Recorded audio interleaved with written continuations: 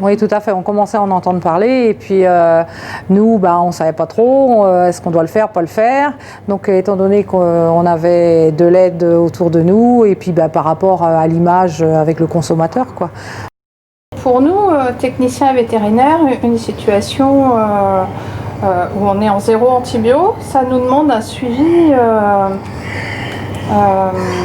réactif, ça nous demande d'être réactif, qui nous aide beaucoup sur ces élevages de sevrage et d'engraissement. C'est tout le travail en amont qui est fait sur le troupeau de truies de l'élevage qui fournit les porcelets. Tout à fait. On a arrêté l'antibiotique dans l'aliment premier âge en mai 2014.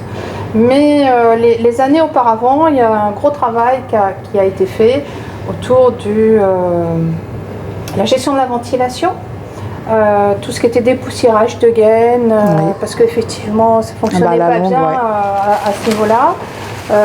Au niveau du groupement, il y a eu un audit de ventilation pour tout ce qui était boîtier de régule, décapage des canalisations. Oui, aussi. L'organisation d'un lien direct avec un essor.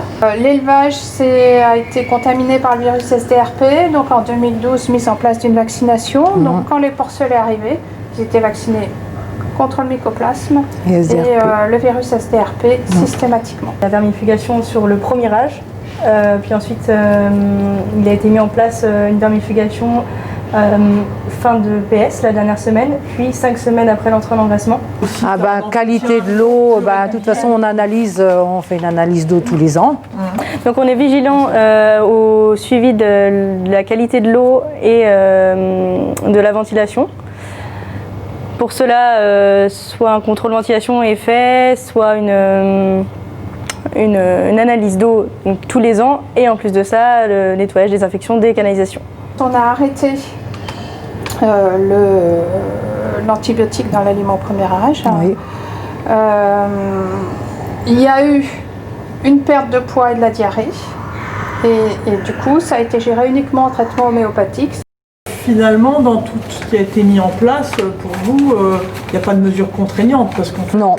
Voilà. Non, ça pas. Voilà. Non, on a bien plus angoissé avant de faire, et puis après, quand il y a le suivi, il y a de l'aide, finalement, ça coule, quoi, ça.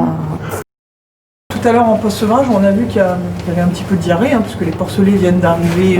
Oui, là, oui.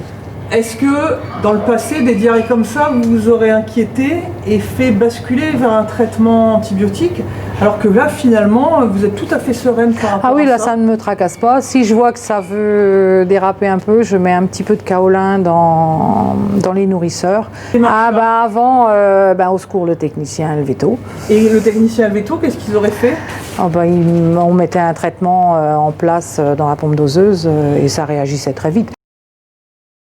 Dans l'élevage, il n'y a plus aucun traitement antibiotique dans l'aliment? Non. Par pompe doseuse, eau de boisson? Non. Éventuellement, de temps en temps, en injectable, en individuel, sur un cochon? Éventuellement, mais c'est quelquefois les tout premiers jours quand ils arrivent en PS, qu'ils ont peut-être un petit peu mal aux pattes ou un truc comme ça, mais c'est très rare. Si on compare 2013 à 2018, comme il y avait 2 antibiotiques dans l'aliment, la colistine et la chlortétracycline, que vous engraissez en gros 1200 cochons par an, ça veut dire qu'on a 2400 traitements antibiotiques en moins par an. Et si on estime 10 jours d'aliments au premier âge, c'est 24 000, à peu près, 24 000 jours avec une administration d'antibiotiques en moins sur l'élevage.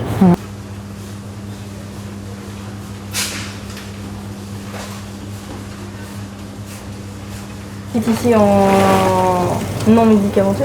Oui. On a des cochons qui poussent et qui sortent plus lourd que sur le site du message, où ils viennent juste d'être en non médicamenteux. Ça simplifie aussi un peu votre travail quotidien. Ah oui. Ah oui. Puis déjà, moi, la seringue en engraissement, c'est pas mon truc. Donc, puis même en post-sevrage, la seringue tout court, quoi. Faire les vaccins quand ils arrivent, ok, puis après, on n'utilise plus. Alors, il y a eu une reprise de l'aliment médicamenteux au changement d'origine des porcelets. Oui. Voilà. sécuriser, quoi. Pendant 6 mois, sur Ouais. cette grosse période de changement, c'était psychologiquement pas possible. C'est-à-dire qu'il fallait Ah oui, vraiment puis de même, la sécurité. ouais, sécuriser On par savait rapport à aussi l'élevage. que, Oui. que les porcelets qui arrivaient, ils étaient sensibles au niveau digestif. Oui, et, il y a eu un passage. Et du coup, voilà, pendant 6 mois, il y a eu l'aliment supplémenté. Oui. Et au bout de 6 mois, l'arrêt et plus du tout de, Non. d'aliment Ah oui, oui, et là, c'est médicamenteux. l'aliment blanc. Et puis vous avez été fiers. Ah bah après, ouais. Puis vous êtes fiers. Vous Ah, étiez bah fiers maintenant, de oui, la c'est vrai démarche, que. et puis, Tout à fait. Maintenant, parce que c'est vrai qu'il y a des fois des consommateurs à discuter, ouais, bah tu donnes de l'antibiotique à tout bout de champ à tes cochons, tout. Bah je dis non, désolé, maintenant c'est 0. Conclusion, si c'était à refaire aujourd'hui, est-ce que vous repartiriez vers cette démarche de démédication? Oui. Et Bon, peut-être et- même plus tôt. Voilà, vous l'auriez peut-être fait avant. Voilà. Oui, peut-être, oui.